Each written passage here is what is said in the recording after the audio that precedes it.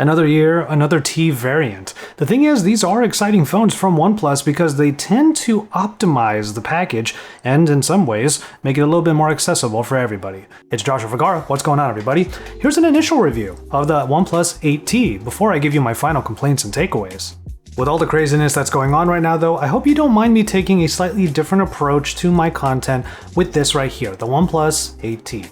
The reason why I say I'm doing things a little bit differently with this one is because I probably won't do a full real-world camera test with this phone because there's just so much stuff on its way, and with a T variant of this device, actually a lot of this you might be familiar with already. I'll explain a little bit more once I get to the camera section, but for now let's take a look at the unboxing experience and then I can tell you about the design of this new OnePlus 8T. The thing is, I did get the press kit, so it's probably a little bit catered to people like myself who are going to be reviewing this device, but ultimately what you're seeing here is what the retail package will have. The only thing that will be missing in the North American side of things is an included case in the box. But that's okay because OnePlus is really good with their first-party accessories, so maybe you can put just a little bit of extra money towards a case that will dramatically change the look. That said, the phone is a looker, curve on the back, but a flat display up front. And the thing is, I might not be the biggest fan of this shade of blue like I wasn't on the OnePlus Nord, but I have to commend them for the actual design cues they took as far as the hardware is concerned. The camera hump is not all that tall, and it's got this very symmetrical look with 3-on-3 different diodes. But on the topic of just how awesome the accessory support is for the OnePlus 8T, what you get in the box is a 65-watt fast charger. The warp charging on this thing is insane,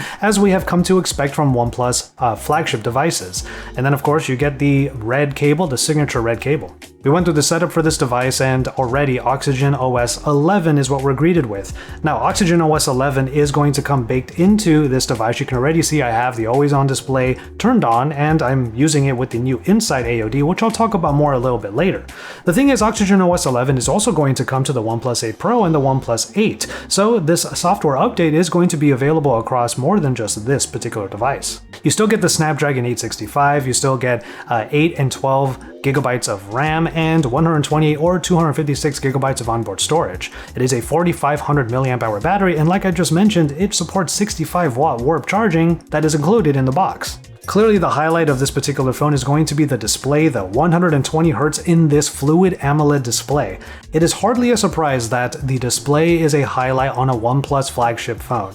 And on this phone, I have really enjoyed doing things like playing Genshin Impact, I just started it, and watching or enjoying really any form of media. And even though 120Hz might not be supported technically by a lot of media that's out on the interwebs, at least in the interface, the actual software that you'll be staring at every single day, it is supported and ultimately pleasing, and it's exactly the kind of fluidity we've come to expect from OnePlus. And another marquee thing about this display is that it just gets super bright. At 1100 nits, I definitely have kept myself up playing Genshin Impact in bed because this thing was just shining right into my eyeballs. Also, shouts out to the fact that this is a flat panel. The curve on the back will just make ergonomics better, so you're going to get high refresh rate, you're going to get great AMOLED colors, and then it's flat, making it better for one-handed usage. Win-win-win. So let's go ahead and talk about some of this OxygenOS 11 goodness. Now, it is still one of the cleanest Android iterations out there. There are some enhancements this time around, and it seems like things have changed a little bit stylistically. Not that anything has changed for the worse, mind you, you still get a lot of the same features that we've enjoyed from OxygenOS, like for example, in the display settings you not only get the dark mode, which makes things easier on the eyes, but you get even further things in the vision comfort modes, like changing up the color temperature of the display, or even going straight into a reading mode that gives you that Kindle-like experience with a monochromatic rendering.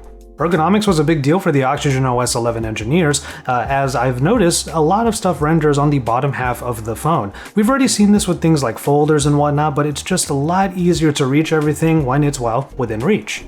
Like for example, if you go into the camera and you want to share your last taken photo or video, you just hold onto that icon and everything is right there next to where your finger has been pressing. And then there are actually a few changes to the way that it uses its game tools. Now you go straight into the game space, add your games to this particular app, and then in the games you can actually swipe down from one of the corners and you'll get a number of different tools. One of which is an option for you to make a floating window of a particular application that you should be able to change, but for me I've had Instagram there this whole time. I haven't figured out how to change this particular app yet, but yeah, it would be great to get Telegram on there. But this is also a new way of getting to other options like the Fanatic mode so that you can just turn off all distractions, power up the phone even more, and get that gaming performance to its top notch. There's even more to talk about in OxygenOS 11, but I'm actually going to wait until I do a full dedicated video on it. After all, I did start a series here on my channel where I'm looking at the different iterations of Android 11 so we can see how the different phone manufacturers sort of flavor Android in their ways. The thing is, OxygenOS 11, some of the features that they have been saying they're going to have on here are still coming in a future firmware update. One thing I can show you right now though is this inside AOD. This always on display is a good look. It's a very unique look for OxygenOS 11's particular always on display, and it's supposed to show you not only the number of unlocks that you have done throughout the day, but it's also going to show you how much time you have spent on your phone. I actually can't really decipher exactly what the coloring or the gaps are because the explanation inside of the inside AOD settings is actually a bit unclear. But maybe that description will get a little bit more updated. Even then, we're going to get other always-on displays like Bitmoji AOD, which should be fun, and then a Canvas AOD, in which you can actually input a portrait of you or someone that you know, and it will create a sketch of it automatically, which you then put at your lock screen. So those are things that I'm looking forward to, and then I will explore other parts of OxygenOS 11 and bring it to you in a dedicated look at OnePlus's flavor of Android 11. So let's get into the cameras, and this is where I had to make that decision regarding how to tackle my content with the OnePlus 8T. You see, while the camera hub might look pretty different and there are some different lenses on here, ultimately what you're looking at here is a retooled version of the cameras that you saw in the OnePlus 8 and OnePlus 8 Pro. The main sensor is still 48 megapixels, and you can trigger the 48 megapixel mode right inside of the photo app. You can go into the Pro mode, and it's also there in JPEG 48, so you still can get high resolution photos. However, the ultra wide angle is a 16 megapixel ultra wide angle lens, and that will allow you to still do 4K video recording, even 4K Cine recording, which I always enjoy, and you can change among the different lenses as you are recording your 4K. The wide angle lens on the 8T though is the widest they've ever made. It's 123 degrees, which is pretty nice to have, especially in video. The photos don't show too much distortion given how wide the angle is, so it's not too bad. Now, whereas in the OnePlus 8 Pro, the ultra-wide-angle lens was also 48 megapixels and it was used as a double-timed macro lens, this time you actually get a dedicated macro lens at 5 megapixels. Now, the thing is, 5 megapixels does mean that you can get some pretty good, maybe decent macro shots if that's what you're looking for, and then if you hold on the shutter button, you can get a macro video of sorts. Obviously, for many of you out there, the jury's still out on whether a macro lens is a worthy addition to a camera package, but that's what you get here. And then the last lens is a 2 megapixel monochrome lens. Now, it would be nice to just get black and white photos with something like this. We've done that before, but ultimately the monochrome lens is probably helping with some of the low light capabilities and also a bit of depth sensing. That's because one of the main modes that they are touting on this phone is a video portrait mode. Now, it's going to use the main sensor, which means you can't use the ultra wide for it, which is why I kind of have to hold the camera like this and pretty far away.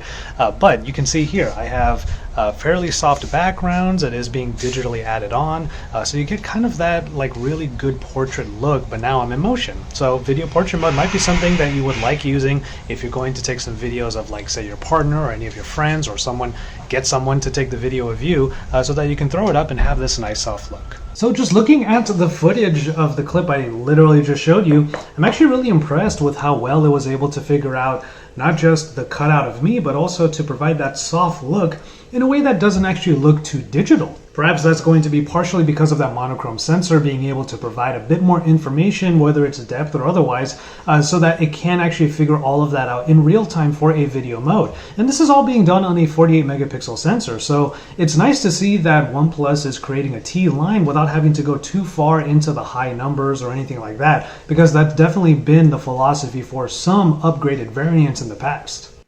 Of course, it would be great if the portrait video mode was available on the front-facing camera, because that would make it a little bit more practical. After all, when you're doing the portrait video, you're usually the one that has to shoot somebody else, or you have to get someone to shoot you. The thing is also, the front-facing camera, even though it is fairly wide, it is like many front-facing cameras. It tends to fall apart in even medium light situations like this, and it's only recording 1080p video, which is something I always mention in every video. I wish that we could get higher resolution, higher quality recording from the front.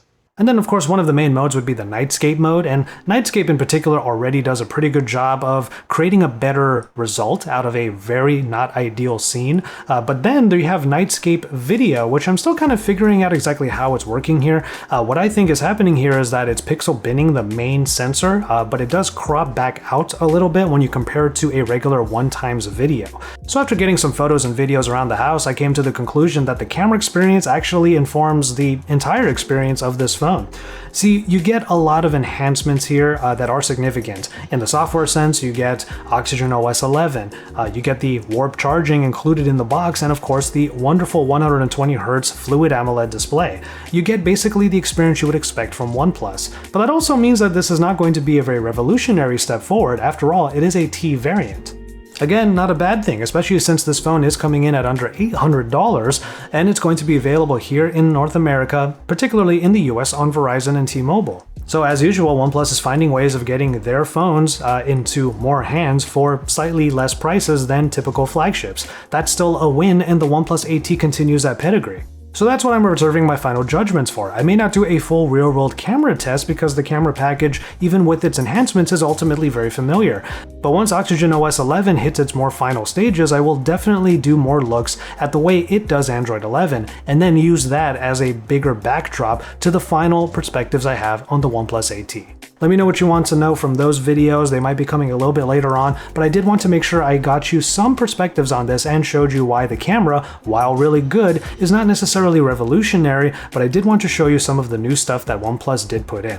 With all that said, you can look forward to everything that's going on this particular month. Techtober is definitely underway, and it's a very busy time. So yeah, subscribe to my channel if you haven't already so you can keep up with everything that I'm doing here at JV. Drop some likes on this video at the very least, and then get into some discussions in the comments down below. Let me know what you think of the OnePlus 8T, have those discussions, and yeah, I'm going to go ahead and call it on this one. Thank you so much for watching, take care of yourselves and each other, and enjoy your tea, everybody.